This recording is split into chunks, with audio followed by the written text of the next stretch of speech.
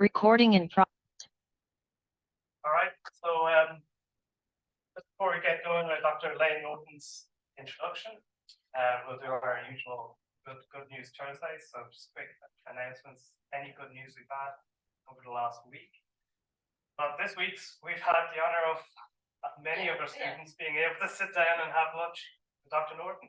And this is an honor because with a few people out there, a small minority on socials who are kind of cutting through a lot of the rubbish that's out there. And many of us have kind of almost fired in some ways, and he shows us how interesting our field is. So it's great to have you here today to give us a talk. So that's our good news for this week. Yeah.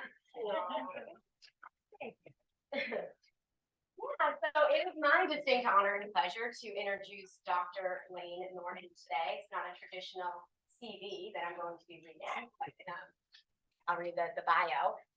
Layne is a self-proclaimed nerd who likes to lift heavy things. That's pretty accurate, having been a graduate school event. Appropriate. Layne completed his BS in biochemistry with honors at Eckerd College in 2004 and a PhD in nutritional sciences with honors from the University of Illinois in 2010.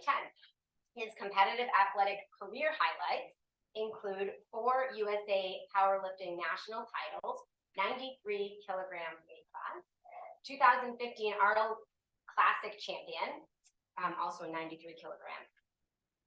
Overall silver medal in the 2015 IPF World Championships, 93 kilogram. At the 2015 World Championships, he also won a gold medal in the squat, setting the world record at the time of, I'm just going to say the pound because we know it better, 668 pounds. Breaking the previous record by 3 kilograms, he attained natural bodybuilding pro status in 2006 and won the 2010 IFPA Pro International Heavyweight and finished top 5 in the World Championship. In 2022, Layne won gold at the IPF World Championships, making it back to the world for the first time in 2015.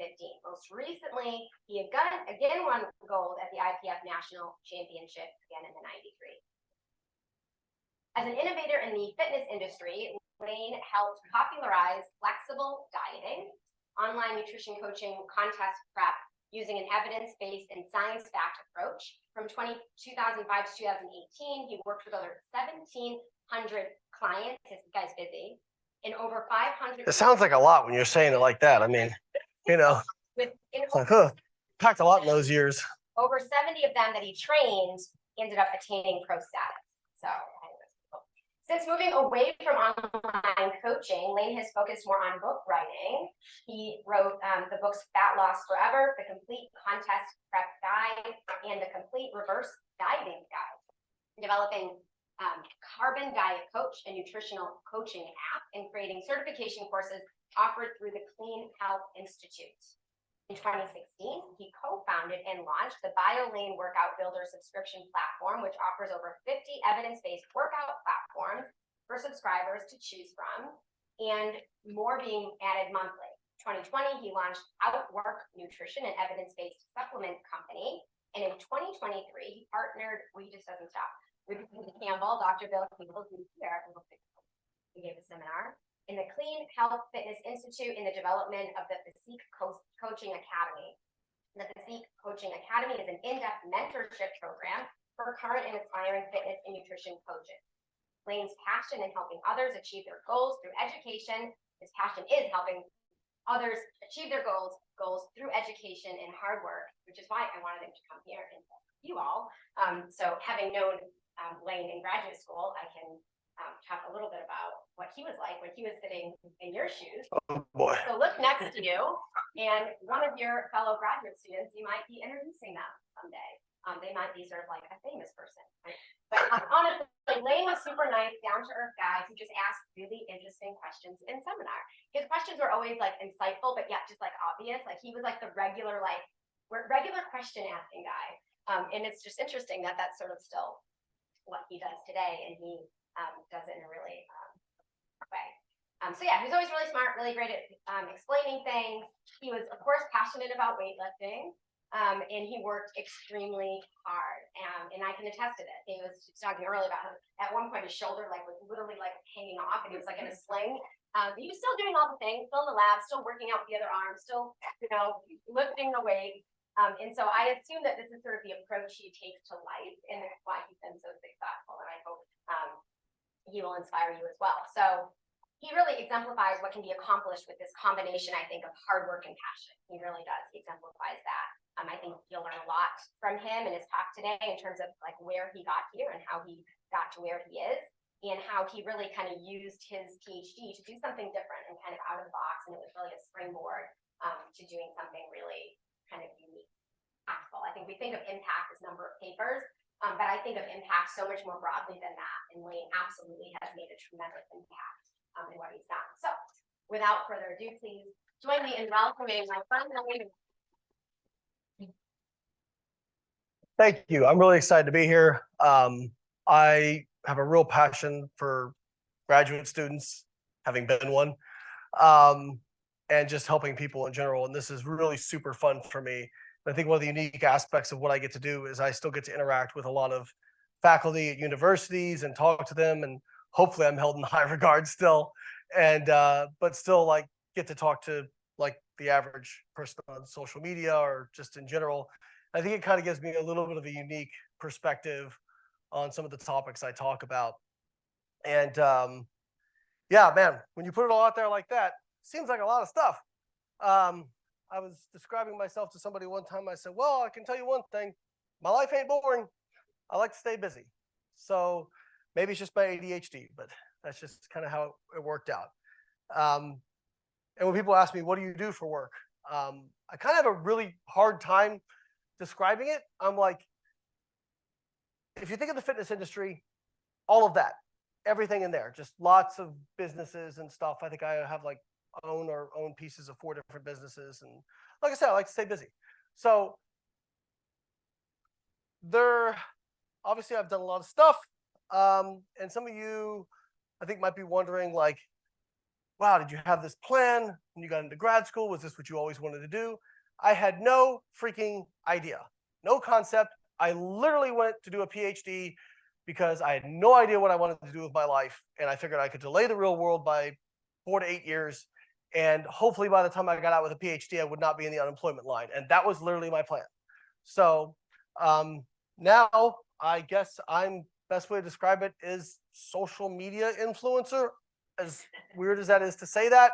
I was checking out at a fast food place, don't judge me, the other day, and the person behind the counter was like, hey, are you a social media influencer? And my body went to say no, and then I realized I had to say yes, and I was like, yes. So as such, this is going to be a little bit of a different talk than you're probably used to. Hopefully I make it fun and you learn something. I'm just going to tell my story. Hopefully it helps you in some way. But first, since I am a social media influencer, I'm going to do something that I think probably no other person has done, which is a selfie. Oh, they have? All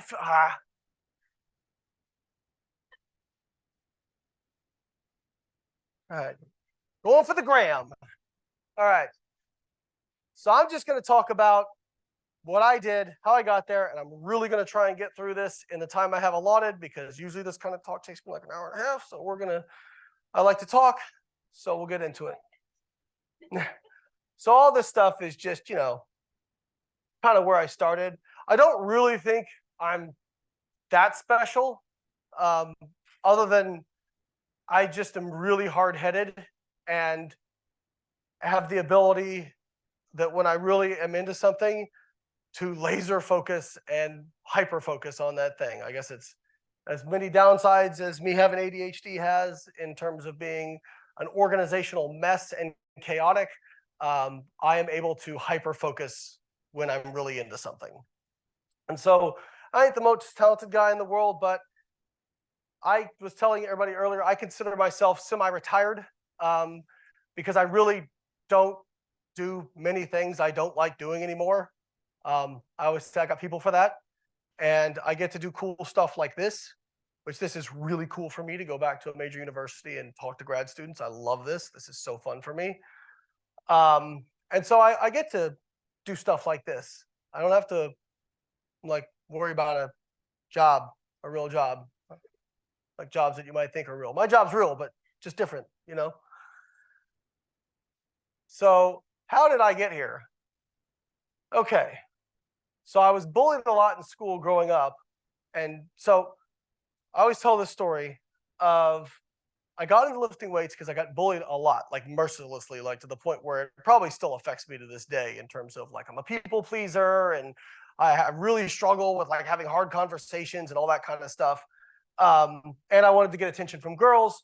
So I started lifting weights. Lifting weights didn't solve either of those problems, but I got really into lifting weights and fell in love with it. And something that you have these little moments in life, and I look back and I say, where was some stuff that really clicked for me? And I'll tell you, one of the first moments I had where I realized that just because I wasn't naturally good at something didn't mean I couldn't improve.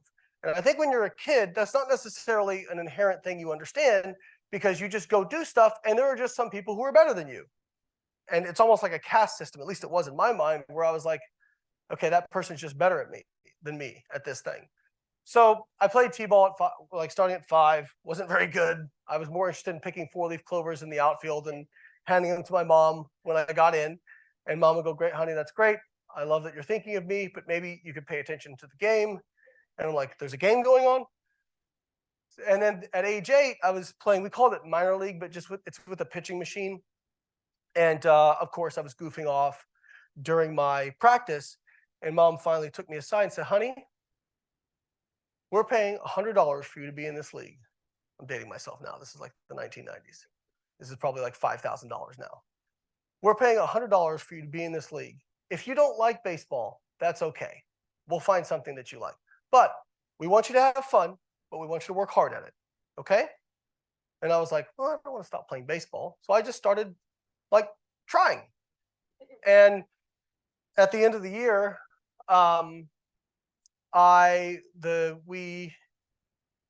coach, we had our regular trophies. I think we finished like 3rd or 4th. But then our coach actually went out and bought us like individual trophies. And so there was the most valuable player, best hitter, best fielder. And when it came time for most improved player, I got that trophy. And I remember thinking, huh, so I can work at something and get better. Interesting. So there's 18-year-old Layne cringe flexing in my bedroom. And so when I finished playing baseball in high school, I played all through high school. I didn't really know what was going to come next because baseball for an athlete had been my life for 13 years. And I wanted something to pour my attention into, and I'd been getting so into lifting weights that at that time I didn't really know about Olympic lifting or powerlifting, which powerlifting ended up being my real passion, but I knew about bodybuilding.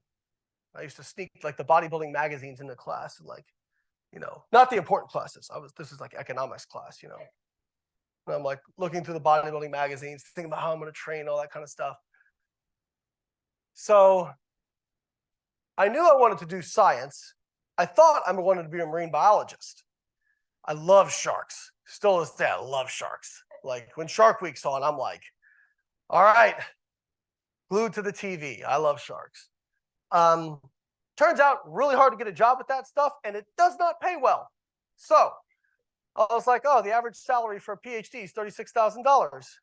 But you know, when you're 18, that might as well be $500,000 or $50. You have no concept of money. But I was getting into this weight training, and I went to Eckerd College in St. Pete, mostly because of the marine science program, also because it was literally on the water. And I grew up in Southern Indiana, was not a fan, didn't like cold weather, didn't like cloudy skies, and it seemed like for 4 months out of the year, all I saw was clouds. And so I wanted to go to Florida, knew I wanted to go to Florida, got accepted here. That's the campus. This was, well, 20 years ago. Now they have a freaking beach right on the campus, of course, after I leave.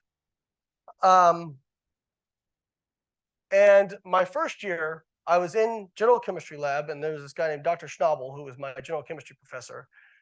And at that time, I had actually moved my major to biology because I had talked to a guy who researched great white sharks. And his advice was go broad first, and you can always specialize later. If you're really passionate about this, do marine science in grad school. Don't do it in undergrad. It's like, okay. So I did biology, but I was planning to take some marine science electives.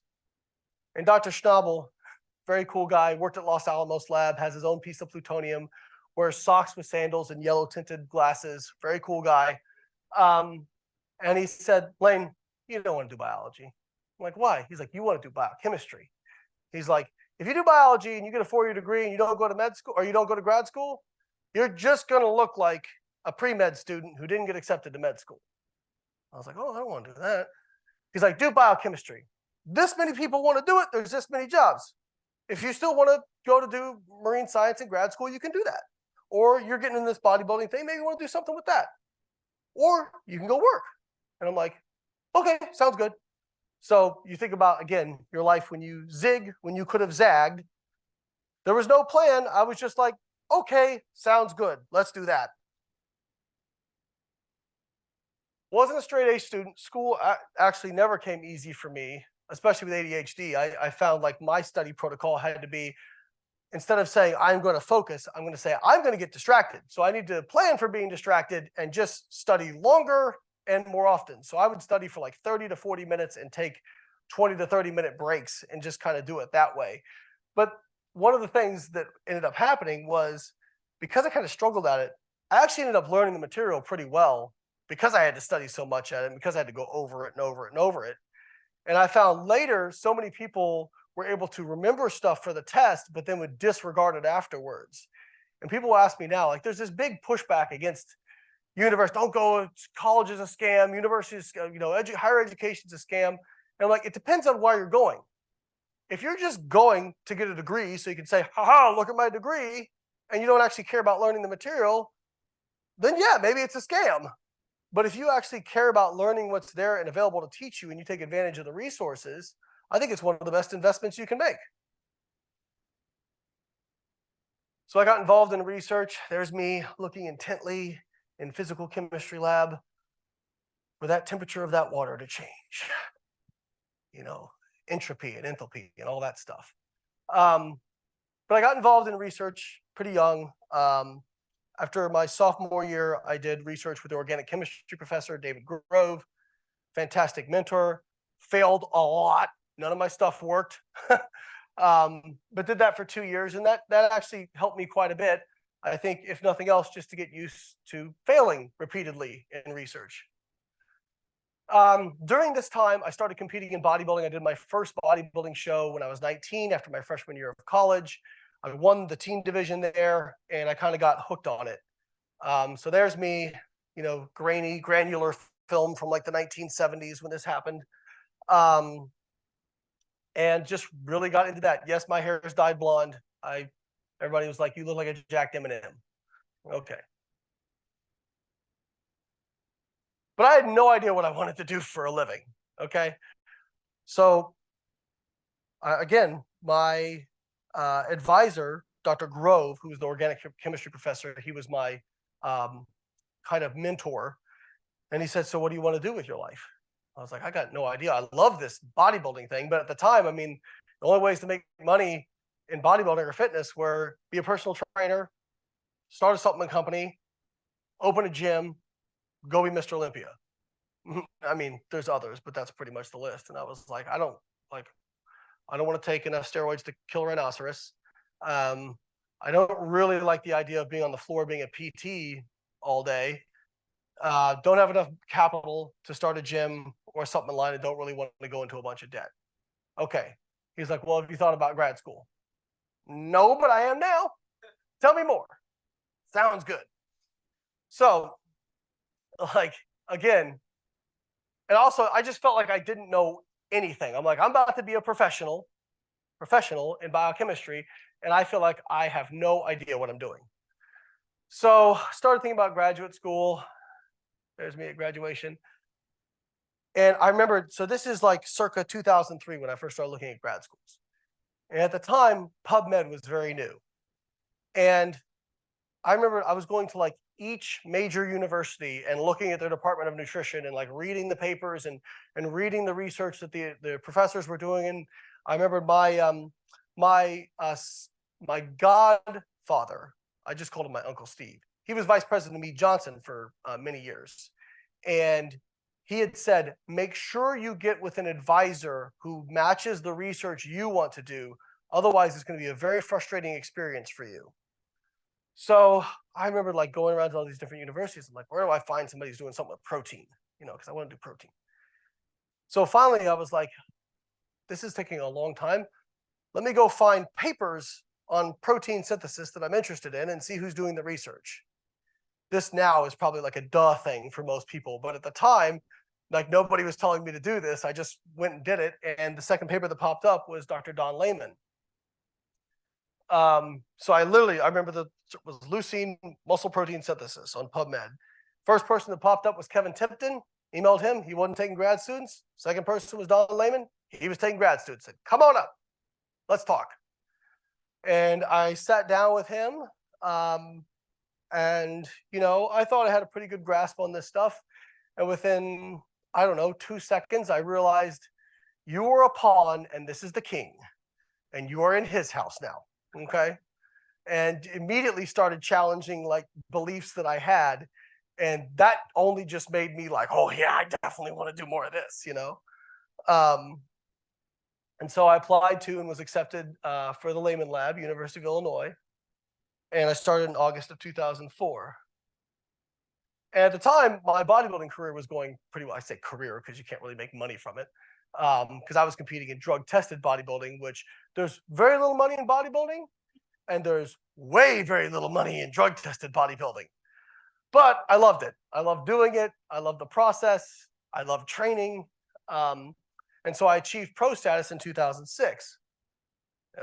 There was me at my pro show, or my show where I won my pro card. At the same time, so before my first show, I had just been on the internet looking up bodybuilding information because I was just so into bodybuilding. I loved it. But everything was like, you know, one magazine says this, another magazine says that. You know, this is just when the internet's getting started. And even in the same magazine, sometimes the articles contradicted themselves. And I'm like, oh, okay, well, I don't really know, you know. So I was looking for stuff and I came across bodybuilding.com. And they had a message board. This is 2001. So the message board is literally, if you posted something in February and now it's May, you had to scroll all the way back to your thread in February to see if somebody had replied to the stuff you said. Okay? Very archaic. But I started posting there and I got a little bit of a rep as somebody who knew what they were talking about. Now looking back, I had no idea what I was talking about, but I knew how to throw around a bunch of scientific jargon because I was doing my bachelor's in biochemistry. Basically knew just enough to be dangerous. And some people on the website said, you know, you should write for bodybuilding.com. It's like, they're not going to want me. But eventually one of the writers who was posting on the message board said, no, you really should. Like, you're a good writer and you're smart. Don't know about the second part. And so I emailed the editor and he's like, yeah, send me an article. I got $25 of store credit for a 1,000-word article, and I thought I was king of the world. I was like, hell yes. So I wrote and wrote and wrote. And just over that time, eventually got a chance to write for really small fitness magazines. Like I'm talking circulation, like 200 people sort of magazines. So then some bigger magazines got an opportunity to write for muscular development, got on some podcasts, you know, just most of the stuff I was doing for free, for absolutely nothing. And in 2007, I actually there was a guy who was trying to do like a new age. Have you ever heard of pumping iron? Anybody ever heard of pumping iron? It's like bodybuilding's holy grail, basically. It was a movie about Arnold and the 1975 Mr. Olympia. And anybody who's ever been in bodybuilding can pretty much recite all the famous lines from that movie. So he was trying to create a new age pumping iron, and his friend followed me and was like, you got to get this guy on because he's a natural guy and you should have that perspective. So he reached out to me at the same time. He was trying to secure funding from bodybuilding.com for this film. So bodybuilding.com said, hey, why don't you just, do like a short 3-minute promo about Layne that we can use on his section of the website. And, we'll see if we like it. So we did this 3-minute section, bodybuilding.com, that came back. We called it Inside the Life of a Natural Pro. And it showed kind of like just 3 minutes of me training and then like some of my grad school stuff, me in the lab. Bodybuilding.com liked it so much, they said, what if we turned it into a 6-part series? We did that, then turned into a 12-part series, 18, 24. We ended up doing 40 total episodes across about 3 years. It ended up being the most popular video series on bodybuilding.com, which may not sound like much, but bodybuilding.com at its peak was getting millions of visitors a day. So it was very, very popular. And that opened up other doors, started writing more stuff. And I think the point is, like, there was no grand plan here. And if there's something that I can have you take home from this talk, I'm not saying don't have a plan. If you know what you want to do, have a plan. It's absolutely a great idea. But planning, analysis paralysis, and perfectionism, I can tell you, has killed more dreams than failure ever could. Okay? I failed at a lot of stuff, and I didn't plan out a lot of stuff. But I can also tell you the stuff I failed at, I know this is very cliche to say, but it ended up becoming, like, the worst stuff in my life ended up becoming the best stuff in my life when I learned from it and learned how to use it. So there was no grand plan. I just went for everything. So this is my first column I ever had in that 200-person circulation magazine. That is the drawing. And I guess they kept the blonde hair, and the whole Layne thing, it's so funny when you look back. So now Layne is my brand. Like, a lot of people know it. It's my moniker on social media. It literally started because when I got to college, my email was some stupid email that I'm not going to repeat that I came up with when I was 16 years old. And I'm like, I need a more like professional sounding email, So I was like, I'm doing biology, call it Layne, Layne@yahoo.com, right? You can email me, but I don't check it anymore. So then when it came time for the column, they were like, what do you want to call the column? I don't know. They're like, well, your email is Layne@yahoo.com. Why don't we just use that? Okay, sounds good. So did that. And then when I was going to actually start my website, I went to, this is like 2007, 2008. I went to get LayneNorton.com, and there was someone sitting on it. I'm like, I don't know how much money you think I make. I think they were asking like $2,000 for it. I was like, so that's like half of my net worth? No. And my supplement sponsor at the time was a company called Civation. And the owner, or the CEO, Mark Lobliner, was like, why don't you call it Layne? It's stupid to do it your own name. Like, that kind of sounds cool. I'm like, okay, sounds good. So Layne, and then went up being my whole entire freaking brand. So again, there was no I didn't have a marketing team, come up and do what do they call it? Like focus groups or anything like that. This is literally how it happened. So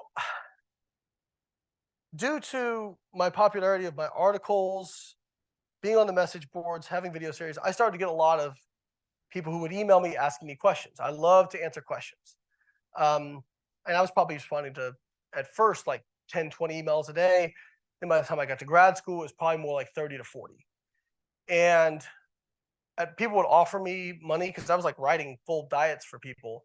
People would offer me money. I'm like, oh, no, I like doing this, felt bad. Like stealing your money. Like, this is fun for me.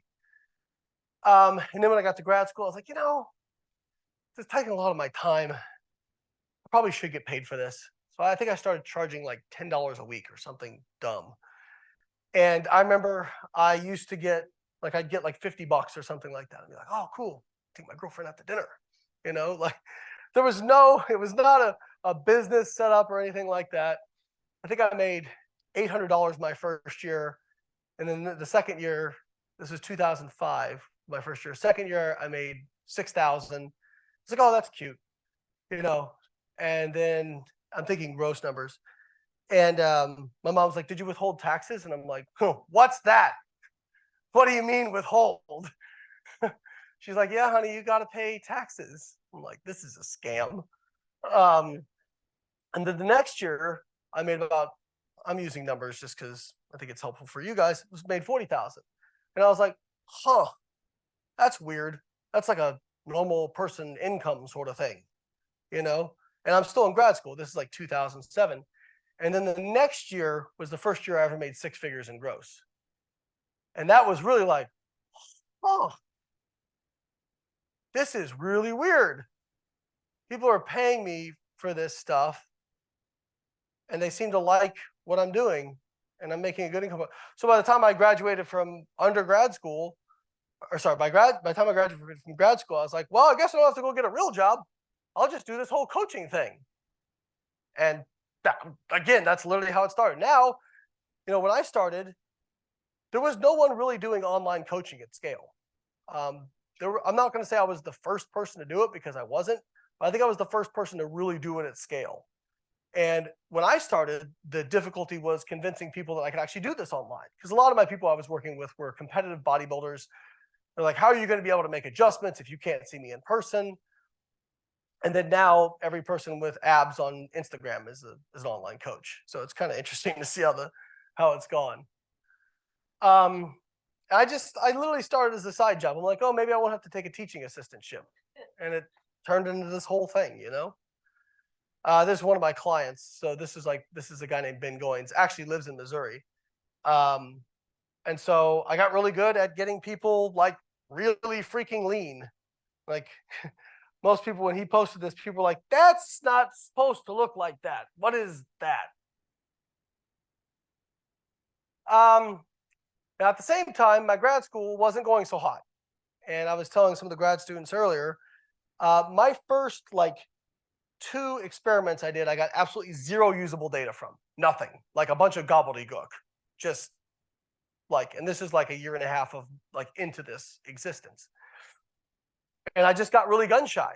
I didn't want to try more stuff and fail because I just got gun shy.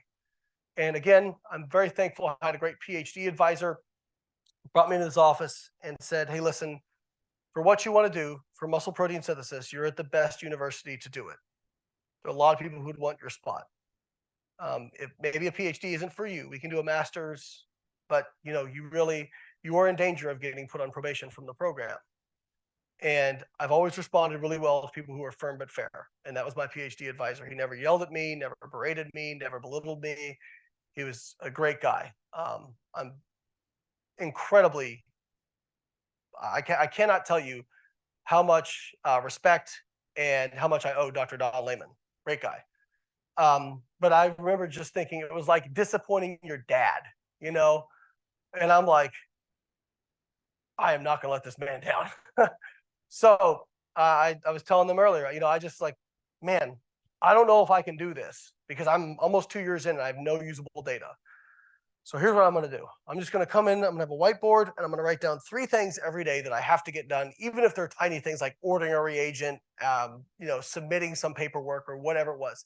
Or maybe it's big things like getting, 50 Western blots done or whatever it is. I'm going to do this every day. And that was how I got through my PhD. And I didn't start getting usable data. I think I got my first usable data set in 2007. I got to Illinois at August of 2004. So there was a lot of data that came in a short period of time for me. But I was committed to seeing the process through. And I remember thinking, I just don't want to get to the end of my life and think, maybe I could have done it. What if? I'm going to empty the tank on this and at least I'll know. And I think a lot of times the reason people quit is one, they get stuck in really short-term frustration and think that that's going to be indefinite. And it's not. Frustration is a very normal part of any difficult process. Tears, failure, feeling like you're just stuck in a rut. And what I'll tell people is try to zoom out. A lot of times we feel like progress is completely intractable. We're making no progress. And then when we zoom out and look at what we do in a year or two, we go, wow, how did I do all that? So I always say people really drastically overestimate what they can do in 12 weeks and they drastically underestimate what they can do in 10 years. Being consistent is a superpower. So I'll tell people all the time, and I use a gym analogy. I'm like, I love to train. I love going to the gym, but I don't always love going to the gym. In fact, some days I don't like doing it. But I disregard my feelings because feelings will lie to you, especially when you're frustrated. You guys have that inner negative voice? Mine's real loud. Mine's really loud. I got a whole committee in there that tells me about all the stuff I can't do. Okay?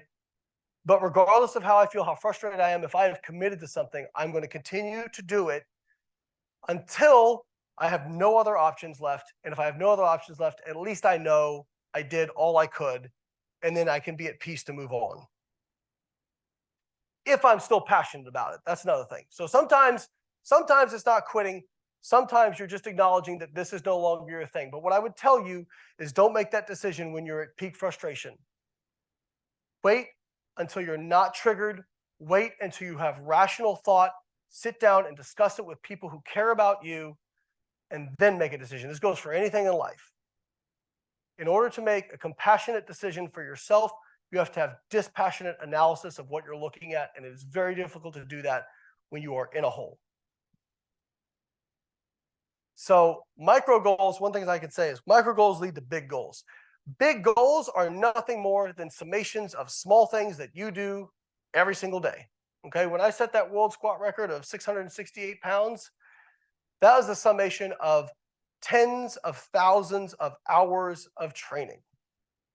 Much of it where I felt like I was making absolutely zero progress.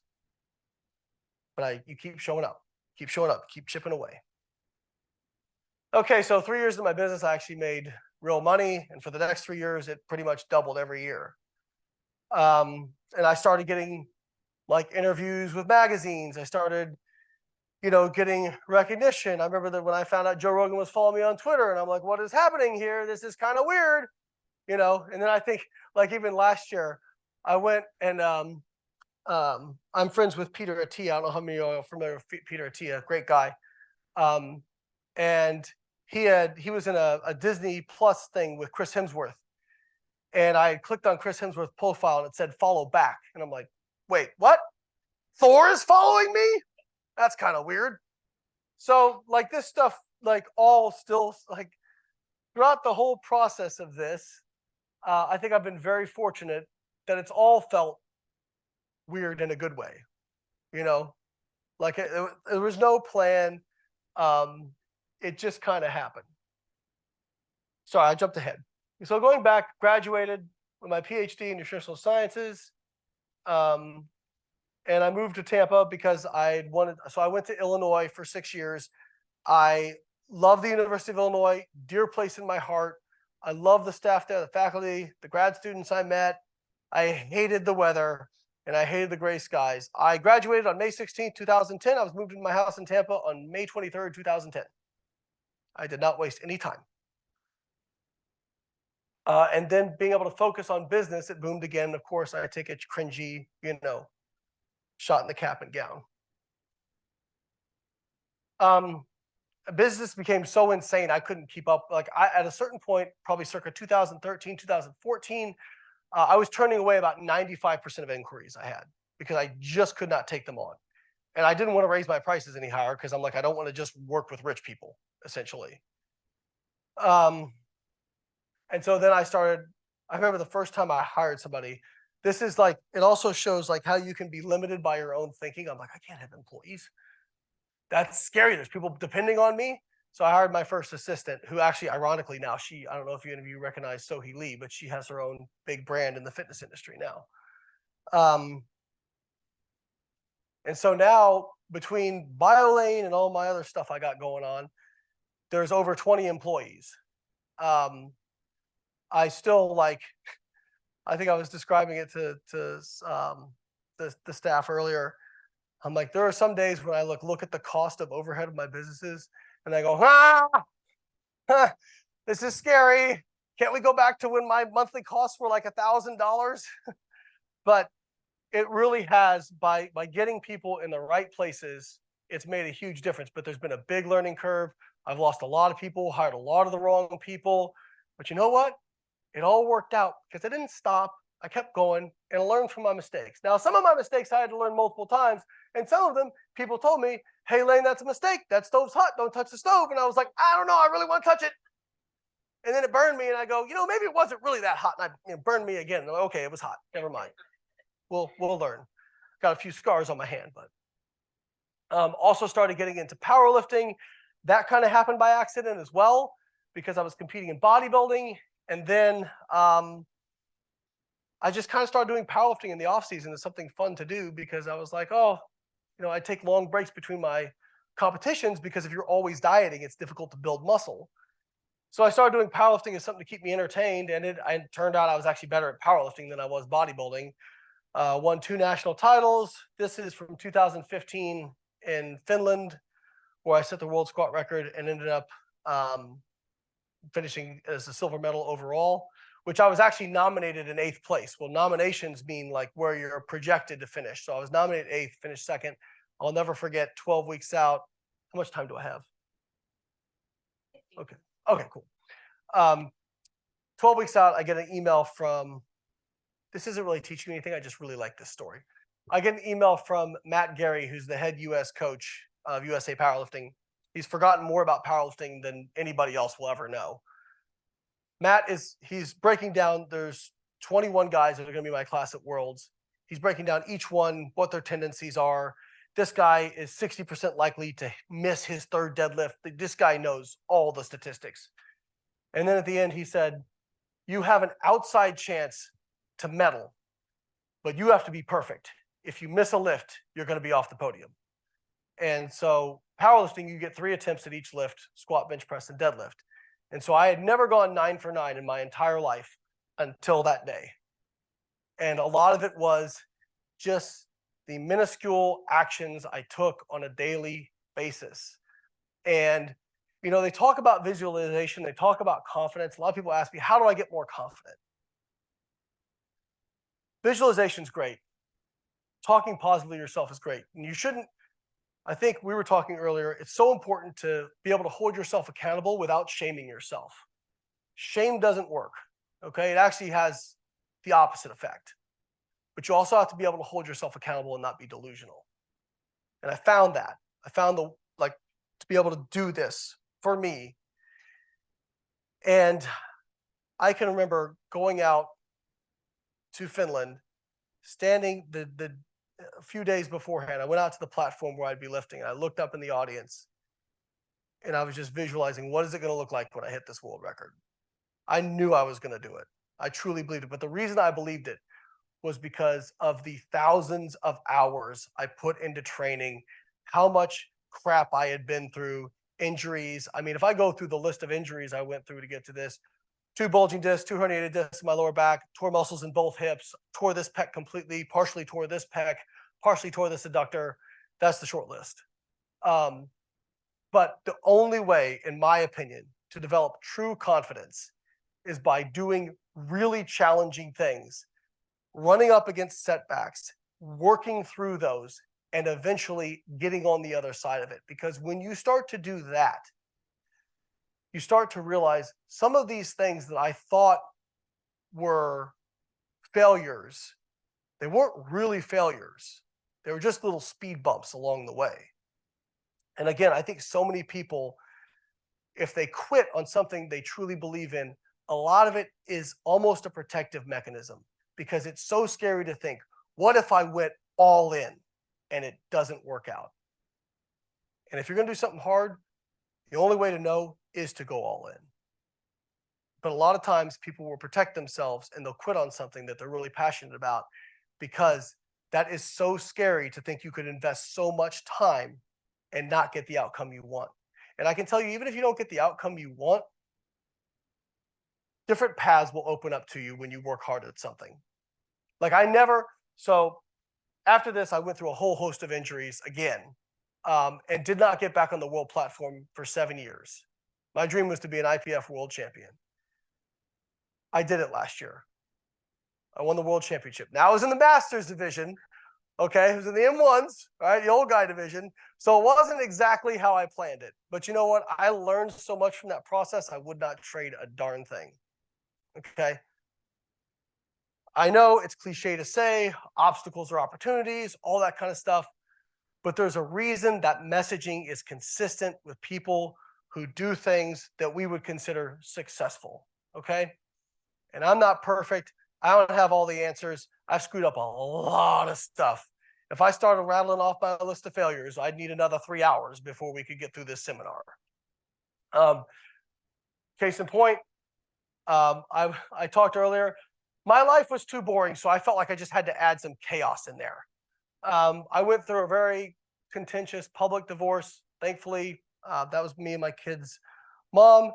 We're now good. We have a good co-parenting relationship. I'm very grateful for that. But it was very, very, very stressful for a long period of time. And at the same time I was going through a divorce, I injured my back, and I got kicked out of a company I helped found that actually I put a lot into. I'd taken time away from coaching, put a lot into this company, and had gotten them 26,000 subscribers to their website, which was a $10 a month website. So you can do the math on that. And the two business partners I had, they were male and female. They had formed a personal relationship, and I only owned 40% of the company, and they kicked me out. And then they sued me to try to bully me into taking less shares, less money than my shares were worth. Obviously, you're getting my side of the story. I'm sure they would have theirs. But it raises for me when life is not fair. Yeah, that's. There's working really hard, and then stuff happens that you cannot control. How do you deal with when life gives you crap that is not fair? Love this. Yes. So people say it's not fair, and I'll quote Eric Thomas, who's one of my favorite motivational speakers. He's like, "It's not fair. You're right. Somebody come along and knock you down. But if I come back and you're still laying down on the ground a week later, that's on you. We got a problem." So at this time, I'm going through the divorce. So when you go through a divorce, part of that is you kind of get assets frozen because they don't want somebody spending a lot of money out of it. Same time, I'm getting sued by them. They claimed I violated my fiduciary duty. But here's why I think it was nonsense. Every negotiation for the equity payout of my shares started with, well, if you take this crappy buyout, we'll drop the lawsuit. And I said, no, pay me what my shares are worth. And then if you want to sue me, you go right ahead. And of course, they didn't go for that. So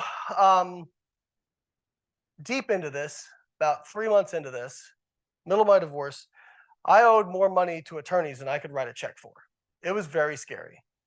I can remember days where, I'm not kidding you, this is not me making this up, I would put on a motivational speech every morning, sit in the shower, and literally say to myself, don't quit, don't quit, don't quit. So I wrote my first book, The Complete Contest Prep Guide, not because I was inspired, and I wrote it because my back was up against the wall. It's a 300-page book. I wrote it in 8 weeks. The day we launched it, we were having a mediation. They walked out of the mediation because they knew that it costs thousands of dollars to get everybody there, and they're making $250,000 every month.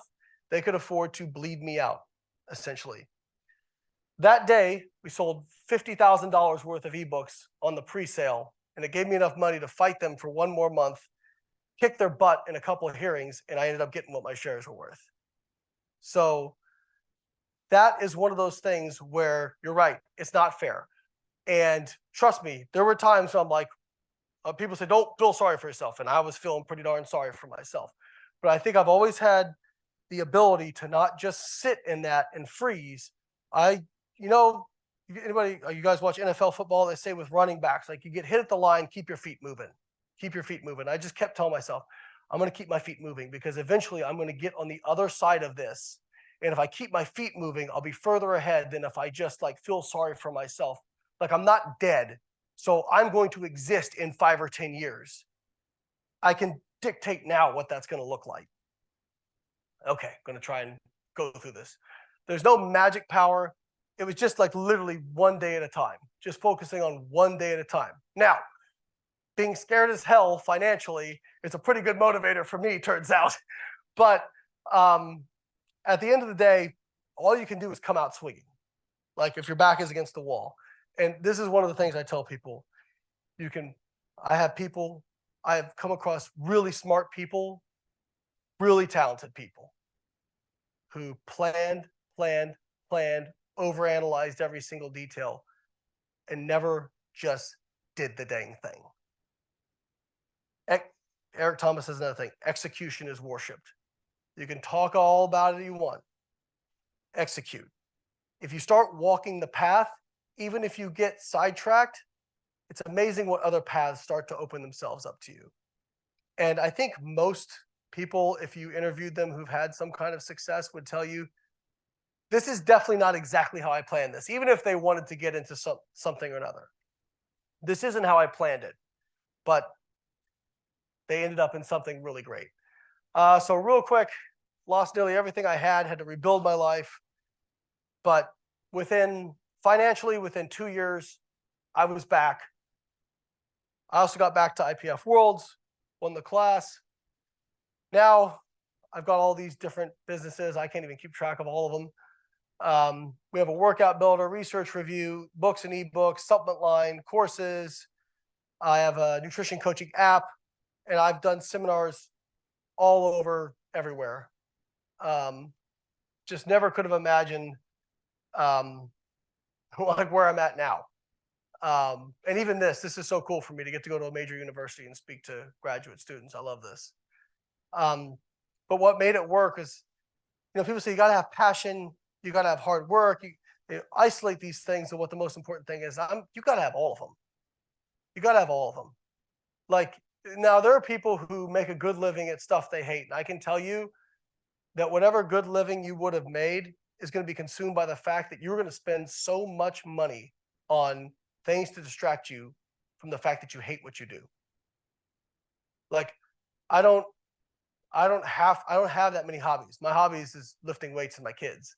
Like, that's pretty much it, because I genuinely like what I do. Now, I don't like it every single day, okay?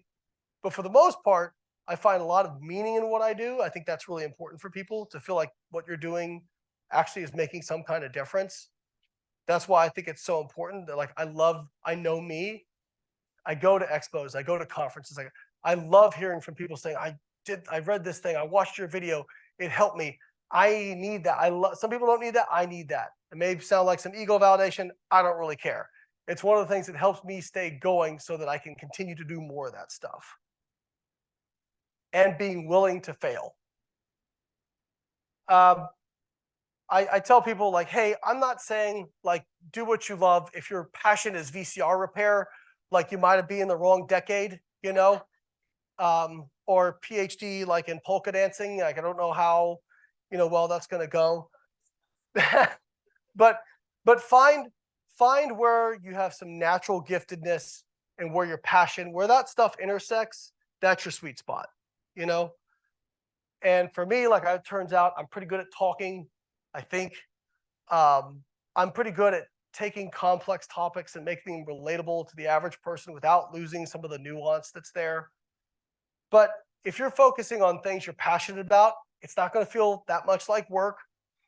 If you're focusing on achieving an excellence, if you're the best at what you do, or one of the best at what you do, you're probably going to get paid. Okay? That's not always the case. There are no hard and fast rules. There's always exceptions. But what we do as scientists, we're going to look at the means, right? What's the average say? And we're going to start there. So on average, I'd say you're going to be better off doing this stuff as opposed to, investing in crypto or whatever it is. But none of these things are enough if you suffer from paralysis by analysis. And I would just say, do the dang thing. Even if you're scared, if you fail, whatever, if you fail, you didn't even fail. You only failed if you quit, okay? Because if you're still alive and you can still breathe, you have options. You might not always like all your options, but you have options, right? When you can't breathe anymore, then you have no options. And execution over perfection. All day, every day. I think Patton said, a bad plan violently executed today is better than the perfect plan executed too late. Okay, even if you do what you love, some days are going to suck. And keep in mind, being a leader can be really isolating. They say it's lonely at the top. It can be. It's tough. I love what I do, but one of the downsides of being celebrity is sometimes I don't know if people actually like me for me, or if they're just like, we like you because we can get something out of you. Everything's a trade-off, okay? Still love what I do, wouldn't trade it. But a leader is not the same thing as a boss. And I remember this image stuck out to me. Leader versus a boss. Okay, I could go on, but I'll stop there. I don't know if we have time for questions, but that's my spiel.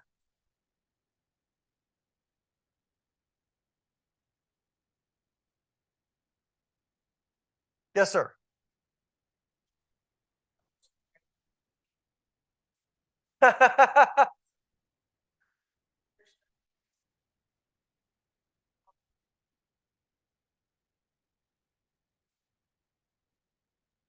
Ah,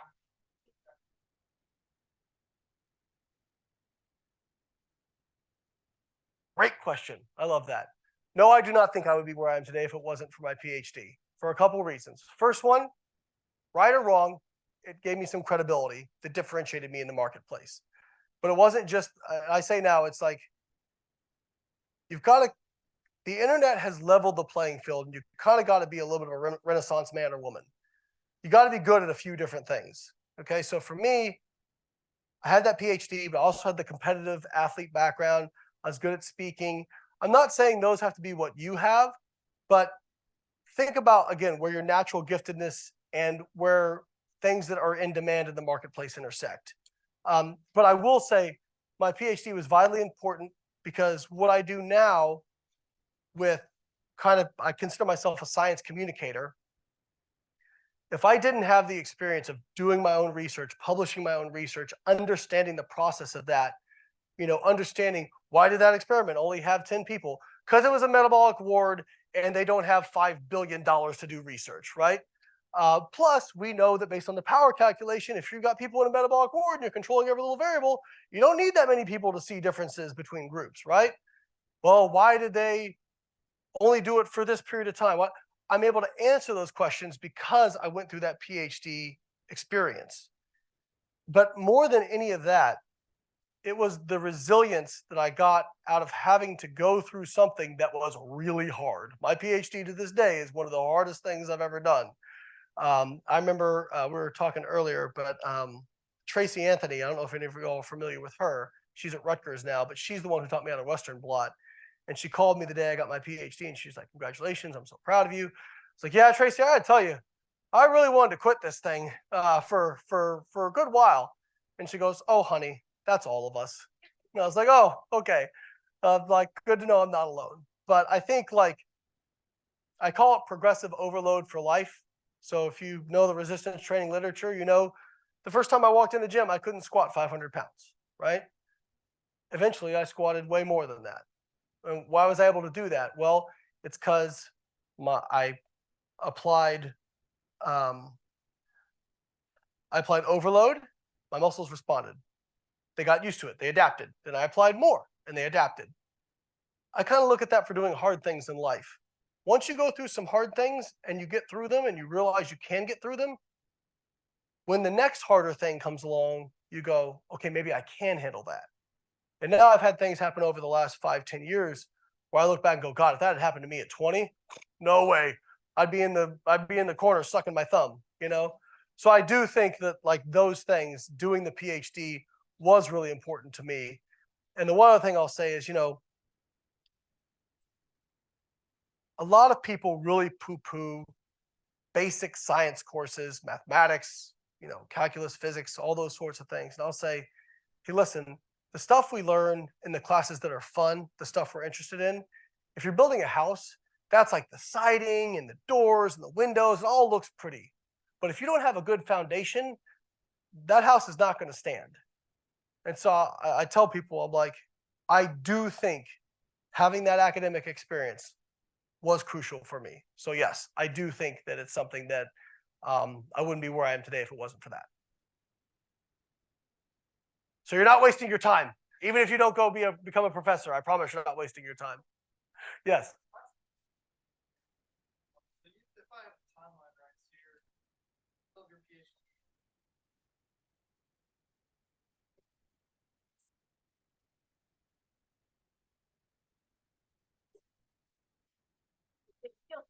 Trust me, and this is when I was like the first time I was like kind of making real money is when I was very frustrated.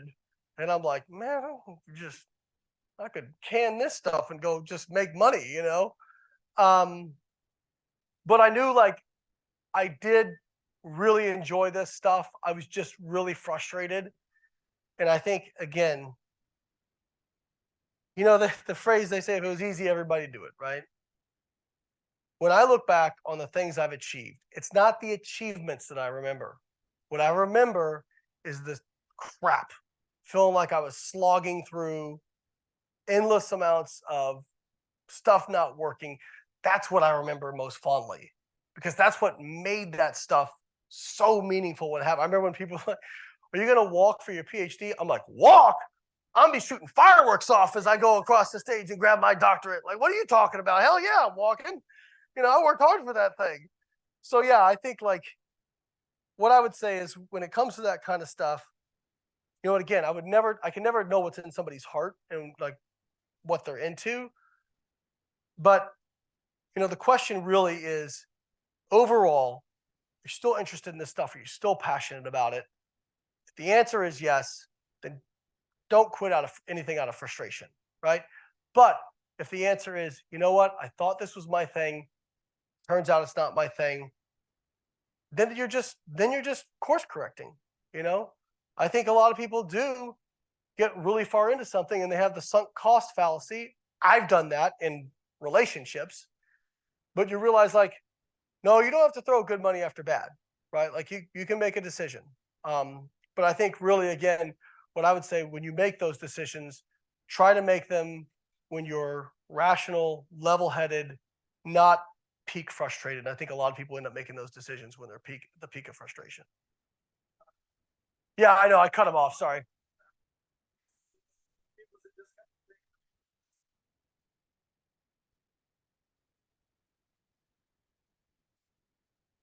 Part of it, I have this thing about I'm really cheesy and I listen to a lot of motivational speeches, and I also have this thing about like regret.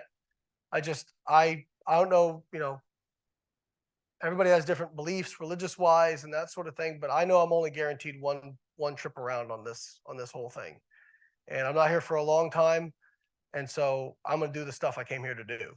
And I really felt like if I quit this, it would be something that I would regret for a long period of time, because I knew I would be quitting not because it was no longer my thing. I'd be quitting because I was just frustrated and tired, you know? So I think that's really the fundamental difference. Is it a course correction, or is it I'm just really frustrated? Sorry, I cut you off halfway through that.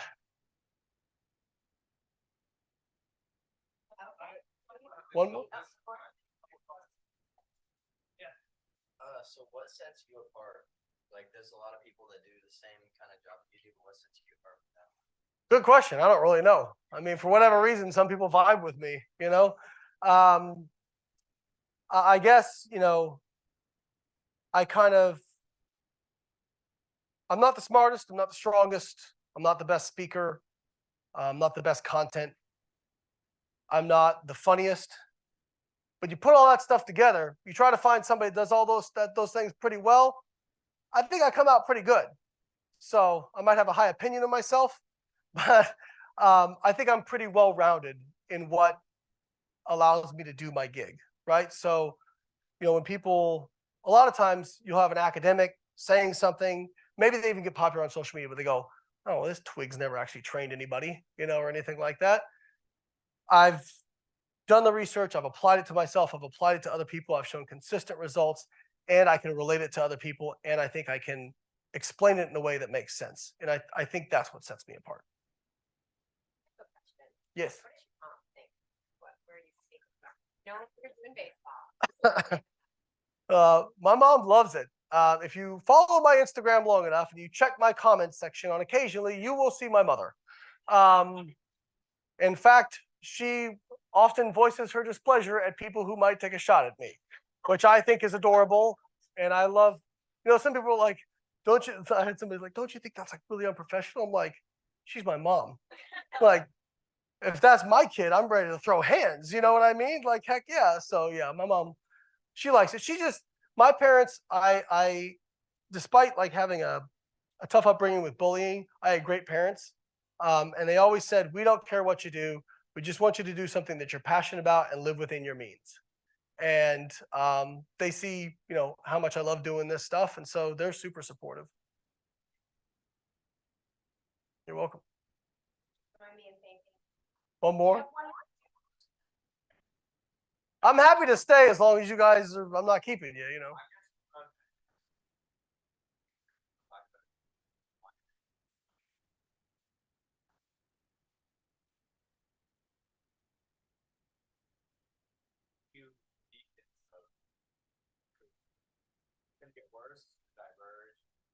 Okay, so this is a great question. So 2 parts to answer it. First off, people ask me, like, it has to be worse now than it ever was. I actually don't think that's true.